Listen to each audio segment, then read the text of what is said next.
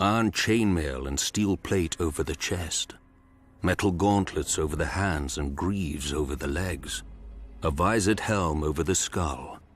A knight in full armor can shrug off swords, spears, and axes, but Valyrian steel slices through his protections like so much cloth.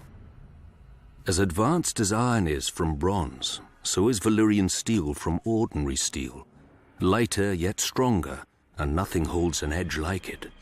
If you take a whetstone to a Valyrian blade, you'll need another whetstone, and maybe another hand to hold it. Nobody knows how the Valyrians forge their steel. Less than a handful of smiths can now even reshape it. The process, like so much of their civilization, was lost in the Doom. Many claim they wove magic spells into the molten metal and blasted it with dragonfire. When you see a Valyrian blade, smoky and dark as if drinking in the sun and rippling with 1,000 folds, you may not scoff so loudly. The Valyrian steel that exists now is all there will ever be. Some survives in the citadel with the maester's chains, where a link of Valyrian steel signifies study of the higher mysteries, whatever those are.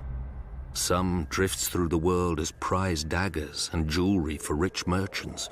I've even seen a Dothraki auric. But much more of Valyrian steel lives on in the great houses of Westeros as their most treasured possession. A sword passed down from father to son for generations. Ice of House Stark. Heartsbane of House Tarly. Lady Forlorn of House Corbray. But even precious treasures can be lost.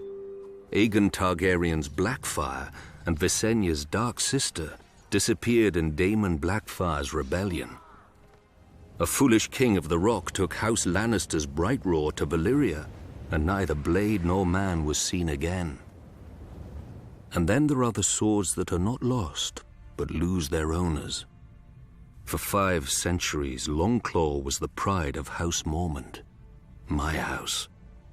Even penniless and in great debt, I chose to sell men rather than the sword. And when my shame became known and I fled Bear Island for the east, I left it behind for my father, to hold it for a worthier heir. Valyrian steel is a wonder of the world, sharper than wits, truer than men, rarer than virtue. But even its edge cannot cut so deeply as a son's failure, nor its value match that of redemption.